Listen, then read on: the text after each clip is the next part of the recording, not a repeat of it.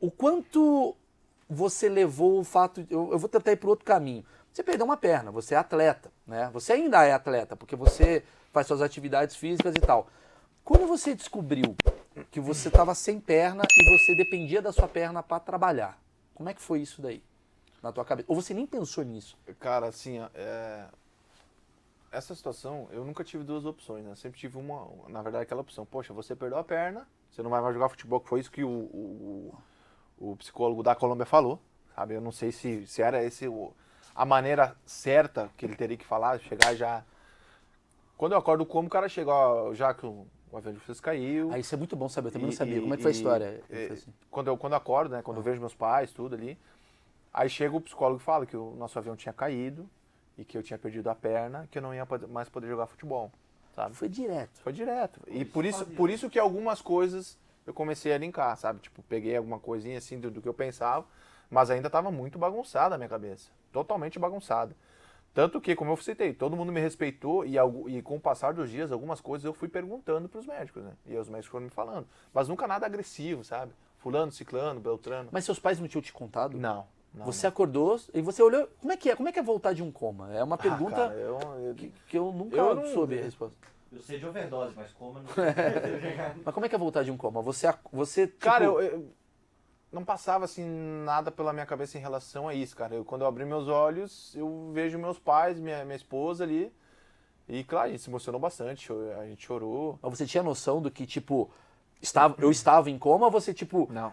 É uma coisa... Não. É como se eu dormi e acordei e tá em 2000 e tal. É meio que isso. Exatamente. É um pesadelo. Os meus pais e minha esposa chegaram um dia antes. Aí eles foram até... Eu ainda tava no coma, né? Tava no coma induzido. Eles chegaram no meu quarto. Entrou um por um, né? Na verdade. Primeiro quem entrou foi a minha mãe. Ela falou comigo, né? E aí depois entrou a minha esposa. Meu pai foi o último. Entrou a minha esposa. E quando ela entrou, ela falou comigo, e aí ela falou, tipo, meu amor, eu tô aqui, e tu tá me ouvindo, tu sabe que sou eu. Aí ela conta que eu fazia que sim, tipo assim, deitado, cabeça assim, e eu tava chorando. Como era como induzido, só que eu não lembro disso, sabe? Tipo, em relação, tipo, eu não lembro, minha esposa tá conversando comigo, eu não consigo abrir meus olhos, sabe? O meu pai tava em coma, né? Meu pai pegou agora Covid, foi entubado. E é bizarro isso, porque meu pai saiu do coma e ele tava cheio de remédio, igual você devia estar também, né? Sim, porque toma demais. remédio, então você tá muito grog. E a primeira coisa que meu pai falou, juro por Deus, meu pai, tudo bem, eu mandei um vídeo pra ele e tal, pai, e ele perguntou como se nada tivesse acontecido, do tipo assim, Maurício, alguém ligou meu carro? Foi a primeira coisa que, tipo, ele tava preocupado se a bateria do carro tinha apagado. Porque na cabeça dele, tipo, dormi, acordei e não aconteceu nada. Teve algumas coisas que a gente delirava também, tipo... Eu falava pro meu pai, quando minha esposa veio me cuidar, assim... meu pai ficava à noite, minha mãe e minha esposa ficavam de dia me cuidando, né? Cada um meio turno. E às vezes eu delirava, minha esposa... Falo que teve um dia que eu falei assim... Deixa o Neto um pouquinho pro lado de cada barreira, com umas coisas bem loucas, sabe?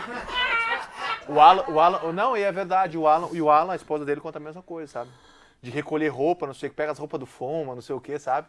Umas coisas bem loucas. Caralho. O cara não deixa de ser goleiro nunca nada. O cara é goleiro no... Direita, barreira direita! Caralho, velho. Umas coisas, e os meninos também. E você não come induzido... Não. Depois, desmamado, obviamente. Só que dopado de remédio, Dopado né? é igual meu pai. Meu pai falando do negócio. Deixa eu... Eu falava pro meu pai, tipo, à noite, pai, tira essas pessoas que eu quero dormir, cara, fecha a porta. Nem tinha porta, era uma cortina, Sim, janelinha, você tá doidão. Exatamente, né? Pai, tira essas pessoas que eu quero dormir, não tinha ninguém lá. Sabe? Então umas coisas... Isso é maravilhoso. O cara fez um jogo. Não, até porque sua cabeça tava muito focada, né? Porque, só pra contextualizar, vocês estavam indo pra uma final da Sul-Americana, né? Vocês iam fazer o jogo da vida de vocês. Então a cabeça de vocês estava muito naquilo. Então quando você acorda, isso é outra pergunta, você acorda, você entendeu que você saiu do coma, bate na sua cabeça, mas e o jogo? A gente não vai jogar? Tem alguma coisa desse tipo? Ou esquece o futebol tudo? Cara, eu fui ligar o meu celular depois de quase um mês do acidente, assim. Isso foi muito importante pra mim, tá? Porque na queda do acidente o meu celular ficou intacto. Na verdade, ele entortou só essa partezinha aqui. E aí quando minha esposa pegou o celular, ele se desligou por falta de bateria, enfim. Como tava muitas mensagens pra lá e pra cá. E aí desligou. Daí a minha esposa falou, tu quer que eu ligue o teu celular? Eu falei, não, deixa carregando aí, e aí no momento certo eu vou ligar.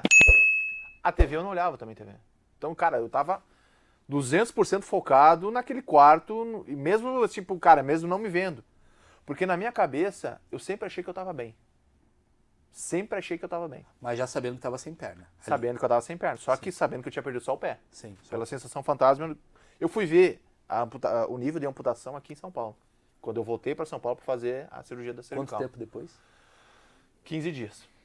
Então até ali foi, vamos lá, timeline do que a gente tá falando. O médico chegou e falou assim, você perdeu a perna. Ó, caiu um avião, já falou, seus companheiros morreram. Tipo, ele falou assim, tu perdeu todos os seus companheiros e tu perdeu a perna, não vai poder jogar futebol. Tanto que até teve até algumas matérias que saíram que eu falei, que eu realmente falei, né, que eu preferia a minha vida do que a minha perna. Né? Mas claro que naquele momento a minha cabeça estava totalmente... Mas ele falou todos os companheiros? Ele falou sim? Ele falou assim, falou. Tá, daí tu achou que teus amigos que sobreviveram também estavam mortos. Cara, e eu não tinha notícia de ninguém, sabe? E eu não queria ficar pensando muito. Eu chorava bastante, todo dia chorava, lógico. sabe? E tanto que lá na Colômbia até teve... Como que... A imprensa não teve notícias e informações dos sobreviventes dentro do hospital. Isso foi muito bom. Tá. Diferente do Brasil, já ter lá, mano. E aí teve até uma matéria, uma matéria que falaram que eu tinha me suicidado dentro do hospital com um lençol, Então tinha me é enforcado, ruim. porque se vocês acharem, se vocês pesquisarem, vocês vão ver. Que eu não aceitava a minha amputação, sabe? Que eu não aceitava essa minha nova vida. Que escreve essas coisas, né? Então, cara, e aí porque todo final de dia tinha uma coletiva com os médicos colombianos e os médicos brasileiros para atualizar toda a imprensa, o que estava acontecendo. E aí lançaram essa idiotice aí. E aí no final do dia, tipo, toda a imprensa esperando, pô, vamos falar do falecimento do Foma, né? Aí os médicos falaram, não, ele tá super bem, assim, assado, né? Não aconteceu nada, não sei quem. Então teve esses lances, né? Outra coisa que, dentro desses 15 dias que eu estive na Colômbia, eu quase fui a óbito. Porque eu peguei uma infecção generalizada, me entubaram novamente. Como a gente caiu no meio do barro. Eu tinha uma fratura exposta, muito comprometedora, e o meu coto, enfim, perdi minha perna lá. Então, quando a gente caiu no meio do barro, quando eu cheguei no hospital, eu fui pro centro cirúrgico, né, para fazer a lavagem do meu coto e meu tornozelo. E aí grampearam o meu coto. Os médicos de lá grampearam o meu coto, ficou 3 dias grampeado, até a chegada dos médicos brasileiros junto com meus familiares. E quando os médicos brasileiros chegaram, foram ver cada sobrevivente, quando chegaram para me ver, olharam, meu coto estava podre. Abriram, estava podre. E aí começou a escurecer minha perna, começou, né, a subir essa infecção. Cortaram mais 4 centímetros, né? E aí falaram que se dentro de 48 horas eu não fosse melhorar, iam amputar acima do joelho para poder salvar minha vida. Tanto que mandaram meus familiares pro hotel novamente, né? Não puderam ficar nesses 2 dias comigo lá dentro do quarto. E eu fiquei entubado e só com o acompanhamento dos médicos e dos enfermeiros lá. E aí, graças a Deus, eu respondi muito bem aos medicamentos. Sim. E acabei melhorando, né? Não foi preciso, né, amputar mais a minha perna. E dali eu fui só melhorando. Tipo, eu fiquei 15 dias na Colômbia, eu fui 12 vezes, no mínimo, pro bloco cirúrgico, porque eu não falhava nem um dia. Eu ia pro bloco cirúrgico para fazer a lavagem do meu coto e do meu tornozelo, justamente por causa dessa... E tua cabeça, em nenhum momento pensando assim... Tipo, obviamente, você tá pensando em sobreviver ali naquele momento. Mas sua cabeça não tava, tipo... O que tá acontecendo? Tipo, as informações não chegavam para você? Evitavam chegar a informação para você? Evitavam muito, assim, pra gente.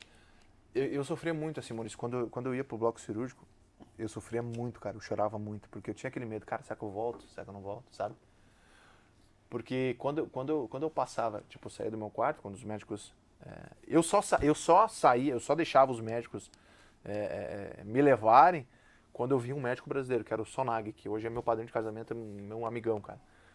Então ele foi o cara que cuidou mais da parte, como ele é ortopedista. Sim, é o cara que você confiava, assim. Ele é especialista em coluna também, então era o cara que meio que me refez ali, sabe? Então era o cara que eu tinha aquela confiança, eu não conhecia ele, mas ele era brasileiro, sabe? Tava com meus familiares, então era o cara que, se ele chegava, aí eu iria, senão eu não iria com os colombianos, enfim. E sempre quando eu passava no corredor, assim, tava meu pai, minha mãe e minha esposa ali, sabe? Meio que vai dar tudo certo, fica tranquilo, O que cara. passou na sua cabeça, assim? Cara, tipo, eu tinha muito medo, sabe, cara? Tipo, puta, Mas eu assim, chorava, eles choravam, né? Aquela situação assim, cara, que eu te falei, volto ou não volto? Mas sabe? mais do que isso, o que passou na sua cabeça, não da sua possível morte, mas na sua cabeça do tipo, eu sobrevivi a um acidente de avião. Ainda naquele momento não passava isso. Não passava isso, assim, Maurício, porque nesses 15 dias na Colômbia era muito intenso a situação, sabe, cara? Sim, Todo tempo um entra e sai, faz fisioterapia, não sei, cara, faz isso, faz aquilo, sabe? Então, e não dava tempo, assim, de pensar, caramba, eu sobrevivi, sabe? Aquela situação assim. Mas quando que veio isso? Cara, veio muito quando eu cheguei em São Paulo, né? Aí você olhou, aí você entendeu o barulho, a coisa toda, e você falou, Porque eu não tinha noção do que estava acontecendo. Nos 56 dias hospitalizado, eu não tinha noção realmente do tamanho, a proporção que tava se tendo deu tudo no todo mundo. acidente, né? No mundo, né? Muito pelo fato de não olhar TV e não ficar na rede social, né?